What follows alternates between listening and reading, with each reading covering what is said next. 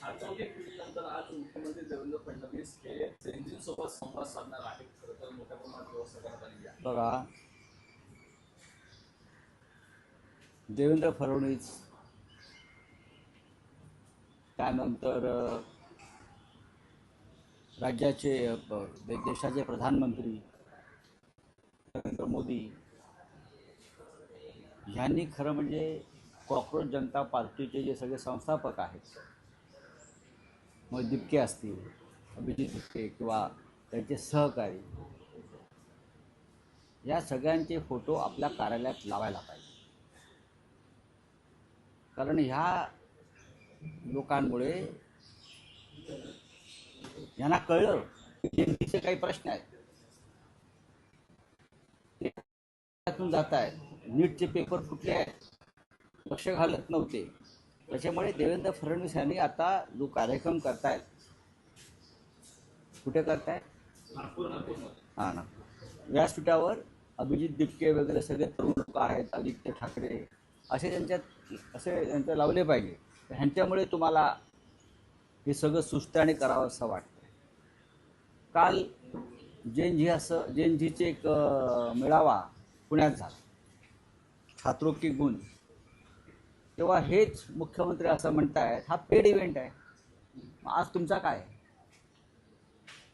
हा paid event आहे म्हणताय तुम्ही. अपमान करताय मुलांचा, विद्यार्थ्यांचा, तरुणांचा, तरुणींचा. हा पेड इव्हेंट आहे. मग लाडकी बहीण का?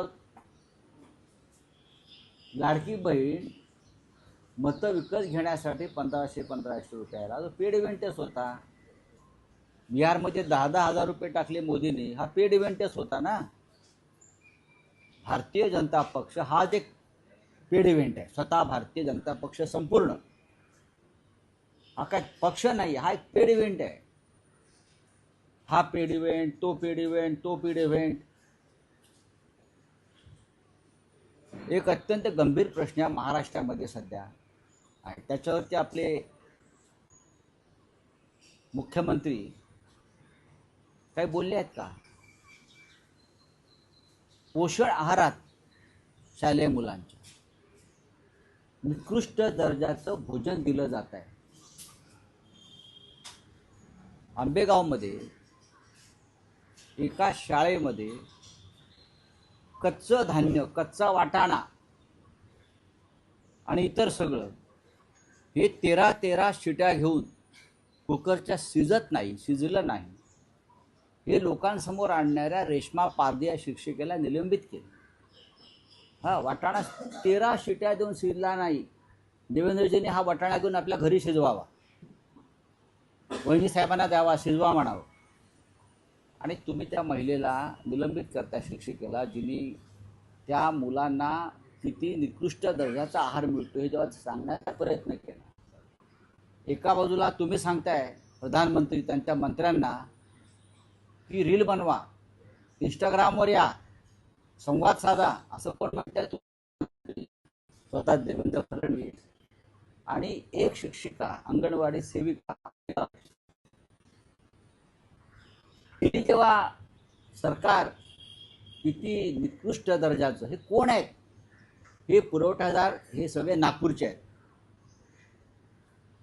आजच्या जेएनजीनी संध्याकाळी नागपूरला जे जेएनजी येणार आहेत ना, त्यांनी बोलवलंय ना, जर पेड नसतील तर 100% पेड आहेत. यांच्याकडून सभेला जाणार आहे. जर ते पेड नसतील तर एखाद्या विद्यार्थ्यानं उठून विचारावं, शालेय पोषण आहारामध्ये जो भ्रष्टाचार चालू आहे, झेन अल्फा, वाटाणे, चणे, भात, शिळअन्न, हे शालेय पोषण आहार पुरवठादार हे भारतीय जनता पक्षाचे ठेकेदार आहेत, नागपूरचे आहेत. पगारिया त्याचं नाव मी तुम्हाला सांगतो. फडणवीसांचा अत्यंत खास माणूस, भाजपला पैसे देतो निवडणुका लढायला. हा पगारिया कोणाचा माणूस आहे?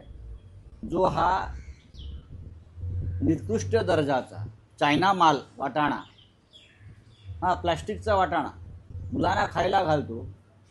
आणि तुम्ही आम्हाला पेड इव्हेंट म्हणता. तुमचं सगळं पेड जात आहे ना तुमच्या भाजपच्या खिशात. ह्याच्यावर देवेंद्रजी जर बोलले तर त्या राज्याचे मुख्यमंत्री म्हणून शोभते. पण ह्याच्यावर बोललं की निलंबन करायचे, ह्याच्यावर बोललं की गुन्हे दाखल करायचे, या विषयावर बोललं की ते पेड आहेत, त्यांना अक्कल नाही. तुम्हाला अक्कल आहे? हा वाटाणा जो आहे आंबेगावच्या शाळेतला, हा त्या विद्यार्थ्यांनी वर्षा बंगल्यावर घेऊन जावं आणि खा म्हणावे याची खाऊन दाखवावे त्यांनी, आणि त्या पगारियाचं सगळं निलंबन करा. निलंबन पगारियाचं व्हायला पाहिजे. हा जो कंत्राटदार आहे त्याचं निलंबन झालं का? त्याचं निलंबन झालं नाही. निलंबन झालं त्या बिचाऱ्या शिक्षिकेचं. आता तिला नंतर लोकांच्या दबावामुळे परत घेतलं, ठीक आहे, कारण आता लोक जागरूक आहेत. तेव्हा ते जे काय सांगतायत पेड इव्हेंट, अमुक इव्हेंट, तमुक इव्हेंट, तुमच्या पायाखालची वाळू सरकली आहे. मी हातभर फाटली असं म्हणणार नाही, ते बरं दिसत नाही, असभ्य आहे ना ते. हातभर फाटली असं म्हणणं बरोबर नाही. तो अनपार्लमेंटरी शब्द असं भाजपचे लोक म्हणते, आणि मुख्यमंत्री प्रधानमंत्र्यांना हातभर फाटली असं म्हणणं अत्यंत चुकीचं आहे. त्याच्यामुळे त्यांच्या पायाखालची वाळू सरकली, त्यांना झोप लागत नाही. राहुलजींनी घेतल्यावरती यांनी मेळावे सुरू केले, तोपर्यंत मला आठवण नव्हती.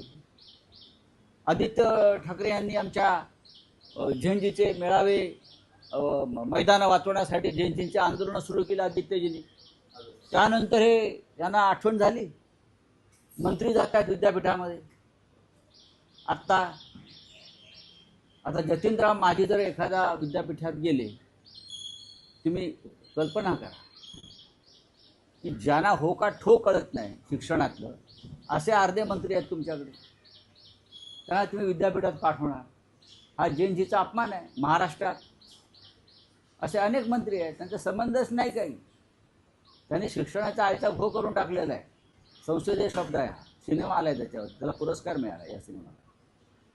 तेव्हा देवेंद्र फडणवीस यांनी कृपा करून जैनजीच्या लोकांच्या, शिक्षकांच्या नादाला आता लागू नये. तुम्ही जे शोषण केलं आतापर्यंत, ते आता सगळं बाहेर यायला लागलेलं आहे. तुम्हाला तो कच्चा वाटाणा आम्ही खायला घालू. तो जो हिरवा कच्चा वाटाणा आहे तो आम्ही तुम्हाला खायला घालू. तुम्हाला तो खावाच लागेल. माफी मागा त्या विद्यार्थ्यांची ज्यांनी हा कच्चा वाटाणा खाल्ला आणि आजारी पडले. अनेक शाळांतून शिळं अन्न खाल्ल्यामुळे तुला आजारी पडली, त्यांना विषबाधा झाली. हे तुमच्या राज्याच्या मुख्यमंत्र्यांना माहिती आहे का? जैनजीचे मेळावे घेत आहेत. भ्रष्टाचारासंदर्भात पाहायला गेलं तर सामनर पॅटर्न संदर्भात तुम्ही काय माहिती समोर आणलेली? एमआयडीसी असेल, गिरीश महाजन असेल आणि सामंतवरती देखील आरोप केले तुम्ही. मी आरोप करत नाही. मला आता बघा, बाहेर माझ्याकडे किती लोक भेटले भ्रष्टाचाराच्या फायली घेऊन बसले. साधे लोक आहेत. MIDC मध्ये मराठी उद्योजकांना प्लॉट मिळत नाही, आज लिहिलं आहे. हे एक प्रकरण आहे. माझ्याकडे अशी 111 प्रकरणं आहेत. डायरेक्ट त्या एजंटला भेटायला लावतात. मंत्री भेटत नाहीत, त्यांचे OSD नाही भेटलं तर OSD एजंटला भेटायला सांगतात. स्टार्टअप इंडिया करताय ना, मेड इन इंडिया करताय. MIDCचे प्लॉट कोणाला जात आहे आणि कोणत्या मार्गाने जात आहे, कुठल्या मागे किती पैसे आहेत? मी किती म्हटलं आयुष्यावर बोलायचं नाही तरी मला राहत नाही हे विषय बोलले. असे इतके लोक येत आहेत. कुंभमेळ्यामध्ये बघा काय चाललं आहे, म्हटलं कशा प्रकारे पैसे खातात. धर्म सोडत नाही, उद्योग सोडत नाही, शिक्षण सोडत नाही, पोषण आहार सोडत नाही मुलांचा. सर्वत्र पैशाचा अपहार सुरू आहे. आदित्य ठाकरे आज रेड कार्ड दाखवणार आहेत गव्हर्नमेंटला. सगळ्या खेळाडूंना त्यांनी विनंती केली. रेड कार्ड हा फुटबॉलमधला म्हणजे बाहेर काढतात. हे सुद्धा आम्हाला आदित्यजीमुळे कळलं. ते फुटबॉल प्रेमी आहे. रेड कार्ड हा उत्तम प्रकारचं आंदोलन त्याने हातामध्ये घेतलं आहे. मुंबईमधलं मैदानं वाचवण्यासाठी. ही सगळी मैदानं ही एका विशिष्ट बिल्डरच्या हातात दिली जात आहेत. विशिष्ट बिल्डर, फडणवीसांच्या मर्जीतले बिल्डर. मुंबई विकायलाच विकली. हे बिल्डर आहेत, हे फडणवीसांचे हस्तक आहे आणि उरलेले डेप्युटी CM शिंदे यांचे हस्तक आहे. आणि सगळे मिळून मुंबई आणि महाराष्ट्र लिलावात काढले. तुम्ही कुठे येता? तुम्ही काल मी पश्चिम महाराष्ट्रात होतो, तिथेही अडाणीनं जमिनी ताब्यात घेतल्या त्याच्या प्रकल्पासाठी. आणि 27 गावचे शेतकरी माळशेज घाटाच्या खाली रस्त्यावर उतरत आहेत. पुढल्या आठवड्यात मी त्या आंदोलनाला जातोय आणि आंदोलन आम्ही उभं करतो. चाकणची MIDC जबरदस्तीनं विमानतळासाठी, अडाणीसाठी शेतकऱ्यांच्या जमिनी हिसकावून घेतल्या जात आहेत. मी काल त्या भागामध्ये होतो, असंख्य शेतकरी मला भेटले. हे आंदोलन परत उभं राहत आहे. अडाणी चिंतामणीबरोबर पार्टनरशिपमध्ये कोण? अडाणी आता कोणी लालबागच्या राजाबरोबर पार्टनरशिप करतं, कोणी चिंतामणीच्या राजाबरोबर करतं. ही स्पर्धा जी चालली आहे, आमचे देवसुद्धा तुम्ही सोडले नाहीत, आमचे देव तुम्ही सोडत नाही. आणि फडणवीस बरं का आम्हाला जेनजीवरती ज्ञान देत आहेत. चला 25%हून अधिक जणांची नावं SIR मध्ये वगळण्यात आलेली आहेत. मोठ्या प्रमाणात नावं वगळली गेलेली आहे या निवडणुकीनंतर. 1 कोटीच्या वर नावं वगळल्यात. आकडा 2 कोटीचा आहे, पण 1 कोटी नक्की आहे. त्याच्यावरती आमच्या पक्षाचं सुद्धा कार्यकर्त्यांचं काम सुरू आहे. कुठल्या कुठल्या भागामध्ये जाणीवपूर्वक नावं वगळली गेलेली आहे. बोले रावसाहेब बुलेश्वरमध्ये एक घटना घडली. दुर्दैव आहे ते. रस्त्याचं सर, कारण त्योहार आ रहा है, चीनी महंगी हो रही, करीबन 100 रुपए तक जाने वाली है। आपका क्या कहना है? आपका क्या कहना है? चीनी महंगी हो रही है सर। 12 साल में दूसरा क्या हुआ है महंगा? सस्ता क्या हो गया मुझे बताइए? 12 साल मोदी जी के हो गए, सस्ता क्या हो गया? मौत सस्ती हो गई, एक्सीडेंट सस्ते हो गए, आत्महत्याएं सस्ती हो गई, और कुछ नहीं है ना। शुगर में जो शुगर केन के लिए जो शुगर केन आता है अब साखर बनाने के लिए, वो तो इथेनॉल में जाता है पूरा। तो कहाँ से आएगी ये सब चीज़ें? सरकार को पता होना चाहिए। आपने आपके मंत्रियों को बोला है कि यूनिवर्सिटी में जाओ और जिंद से डायलॉग करो। वो बच्चों के घर में जाइए किचन में और उनके माँ और पिता से डायलॉग करिए। चलिए बोगस लाडक्या बहिणींना 9,500 कोटी वाटले गेले. मामला दर्ज हुआ लातूर में सर, क्या? आंदोलन करने वाले जो होते हैं बच्चे और हमारे जैसे लोग हुजूर, ऐसे FIR से हम डरते नहीं और डरने वाले नहीं हैं। आप हमें जितनी दबाने की कोशिश करेंगे उतनी हम उछल कर नए लड़के आगे आ जाएंगे। हम तो है लड़ने के लिए, लेकिन नए बच्चे भी लड़ने के लिए तैयार हो गए। तो ये मोदी जी को लगता है या यहाँ देवेंद्र जी को लगता है इस प्रकार से दबाव तंत्र बनाकर लोग पीछे हट जाएंगे। नहीं, वर्षा बंगले में जाएंगे, लोग मंत्रियों के बंगले में जाएंगे। सर, वंदे मातरम जो है, सर, वंदे मातरम जो है, ये पूरा गाया जाएगा, ऐसा बीजेपी ने कहा है, उसके विरुद्ध आंदोलन भी करेंगे। करने दो। मोदी जी को बोलो सामने आकर पूरा गाकर दिखाई।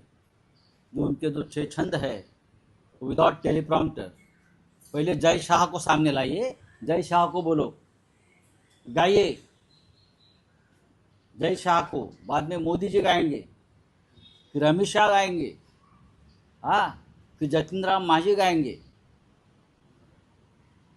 और किसका नाम लेना है? कौन ये 6 छंद गा दिखाते हैं विदाउट टेलीप्रॉम्प्टर, उनके पीछे हम गाएंगे। सबसे पहले मोदी जी को बोलिए आइए गाइए। वहाँ हमारे यहाँ जो 9 अगस्त का जो क्रांति मैदान है, वहाँ क्रांति हो गई, हाँ, अगस्त क्रांति मैदान, वहाँ आइए, हम मंच बना कर देते हैं आपको, टेलीप्रॉम्प्टर नहीं रखेंगे, हाँ, आइए और गा कर दिखाइए, देखता हूँ मैं। बोगस लाडक्या बहिणींना 9,500 कोटी